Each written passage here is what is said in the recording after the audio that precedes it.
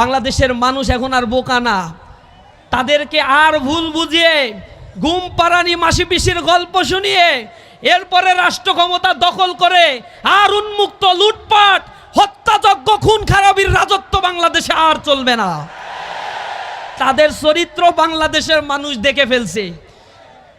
প্রথমে বলছে 52, এরপরে বলছে 150, এরপরে আবার 88, তারপরে বলছে 800, এরপরে কেউ কেউ ভুল করে বলছে সহস্রাধিক।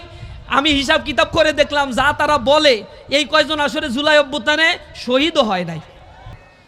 এখন তারা যে লিস্ট প্রকাশ করেছে পরে তাদের লিস্ট কিন্তু আবার সেখান থেকে রিমুভ করতে হয়েছে, কারণ লিস্ট প্রকাশের মধ্যে দেখছে ওর ভিতরে ছাত্র শিবিরেরও কয়জন ঢুকে গেছে। এখন যখন প্রতিক্রিয়া তখন এটা ডিলিট করে দিছে, এখন সংখ্যা বলে, লিস্ট আর প্রকাশ করে না। আমরা বলতে চাই এই বাংলাদেশের পতাকা নিয়ে, এই বাংলাদেশের সীমানা নিয়ে, বাংলাদেশের ধনসম্পদ নিয়ে কেউ যদি আর লুটপাটের ষড়যন্ত্র করে তাহলে আমি আবার প্রতিবাদে জ্বলে উঠব। আমার এই জাতিকে, সুপ্ত বারুদ আগ্নেয়গিরি এই জাতিকে নিয়ে যদি আবার কেউ তামাশার খেলা খেলতে চায় তাহলে আমি আবার প্রতিবাদ করব।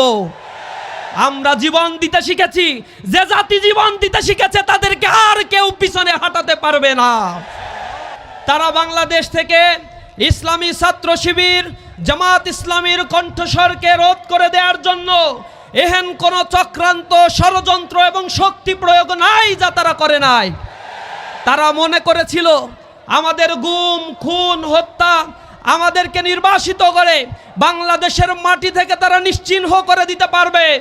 কিন্তু আজ 2024-25 সালে আমরা এসে দাঁড়িয়ে বলতে পারছি বাংলাদেশের টেকনাফ থেকে তেতুলিয়া, রূপসা থেকে পাথুরিয়া, তামাবিল থেকে বাংলা বাঁধ পর্যন্ত প্রতিটি ঘরে ঘরে ইসলামী ছাত্র শিবিরের জনশক্তি তৈরি হয়েছে। এই আন্দোলনকে স্তব্ধ করে দেওয়ার জন্য আপনারা দেখেছেন গুম কমিশন রিপোর্ট পেশ করেছে, সেখানে একটি ছাত্র সংগঠনের রিপোর্ট তারা আলাদা করে পেশ করেছে। একক ছাত্র সংগঠন হিসেবে 31% গুমের শিকার হয়েছে শুধু বাংলাদেশ ইসলামী ছাত্র শিবির। বিএনপি, ছাত্রদল, তাঁতি দল, যুব দল, অমুক দল, তমুক দল সব মিলেও 35% হয় না তাদের। তারা নাকি আওয়ামী ফ্যাসিবাদের বিরুদ্ধে আন্দোলন করছে 15 বছর।